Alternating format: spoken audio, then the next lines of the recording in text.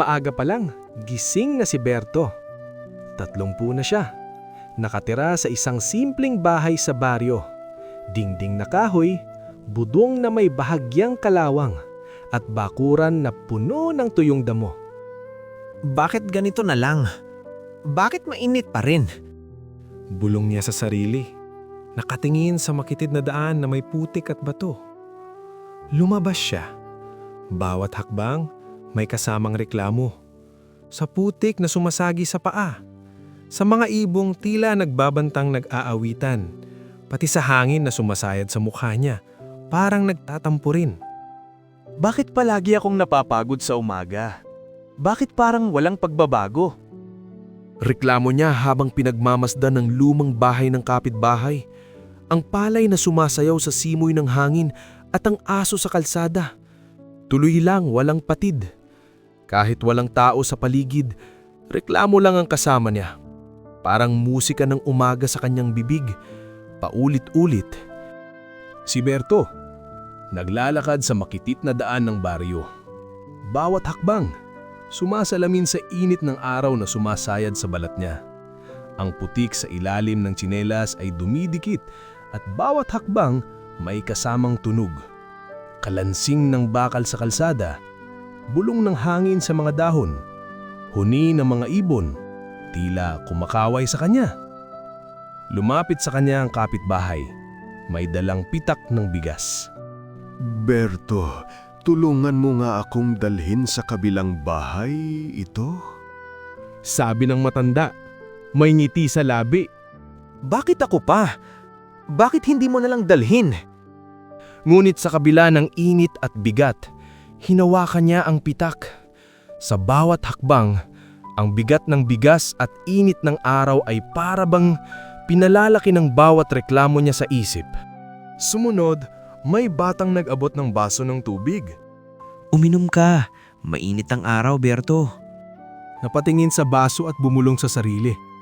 Mainit pa rin, hindi ko kailangan. Hinawakan lang niya ang baso. At kahit nagrereklamo, bagyang naramdaman niya ang presensya ng kabaitan. Ang init ng baso sa kamay niya, tila nagpaalala ng simpleng kabutihan na matagal niyang hindi naramdaman. Habang naglalakad, naaalala niya ang bawat umaga. Ang lumang kubo, ang tahimik na silid. Ngayon, kahit nagrereklamo siya, may kakaibang tunog sa paligid. Halakhak ng bata, busina ng kariton, busina ng buhay na noon hindi niya pinapansin. Ang bawat tulong, kahit maliit, ay nagiging dagok sa kanyang reklamo. Ngunit sa bawat dagok, may kakaibang init na pumapasok sa puso niya. Hindi siya natuwa, hindi rin nagbago agad. Ngunit sa kaunting sandaling iyon, ang mundo ay buhay. At si Berto, kahit paunti, naramdaman ng posibilidad ng pagbabago. Dumating ang hapon. Ang araw ay nagdudulot ng mahabang anino sa bawat bahay. May ilang bata nagdala ng mangga at saging para sa kanya. May kapitbahay, naglinis ng bakuran at nag-aayos ng mga lumang tanim.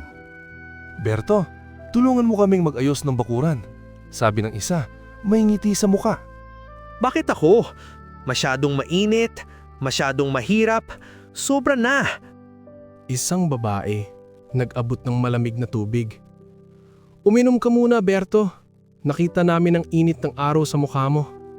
Mainit pa rin, hindi ko kailangan. Ngunit sa loob niya, ramdam niya ang kakaibang init. Ang kabutihang handa siyang tanggapin kahit ayaw niya. Sa bawat tulong na ibinibigay sa kanya, kahit paulit-ulit ang reklamo, unti-unti may halong curiosity at bahagyang pagbabago sa puso niya.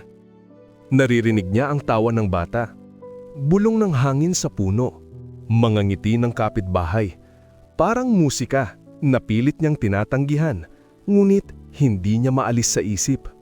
Ang bawat simpleng aksyon ng mga tao sa paligid, ang kabaitan, ang alay, ang simpleng pagtulong ay nagiging paalala. Kahit reklamo lang ang lumalabas sa labi niya, may mga taong patuloy na nagmamalasakit. Pagsapit ng gabi, naupo si Berto sa gilid ng kanyang maliit na bahay. Pinagmamasdan niya ang lahat ng tulong na ibinigay sa kanya sa araw na iyon. Prutas mula sa bata, malamig na tubig, at ang mga simpleng gawaing tinulungan siya ng kapitbahay. Para bang bawat ngiti at kilos, pumipilit pumasok sa kanyang puso, kahit na lagi siyang nagrereklamo. Lahat sila para sa akin. At ako, puro reklamo lang. Huminga siya ng malalim. Marahan niyang pinili ang isang simpleng hakbang. Nagpasalamat sa mga tumulong, tinulungan ng kapitbahay na magbuhat ng kahon, at pinunasan ng alikabok sa bakuran. Hindi perpekto. Hindi madali. Ngunit sa bawat kilos, naramdaman niya ang kakaibang pagbabago. Ang reklamo ay unti-unting napapalitan ng pasasalamat, at sa puso niya, may bagong sigla. Tumingala siya sa madilim na langit. Ang buwan ay dahan-dahang sumisilip sa ulap. Hindi pa maayos ang lahat, pero magsisimula na ako. Bukas ay bagong araw. Sa simpleng hakbang na yon, natutunan ni Berto, kahit paulit-ulit ang reklamo at hirap sa buhay, may puwang pa rin para sa pagbabago, pasasalamat, at munting pag-asa. Ang buhay ay puno ng dahilan para magreklamo. Ngunit ang tunay na pagbabago ay nagsisimula sa munting hakbang, sa pagtanggap ng tulong at sa pagbibigay ng pasasalamat. Kahit sa gitna ng init, pagod at abala, may bukas para simulan ang pagbabago.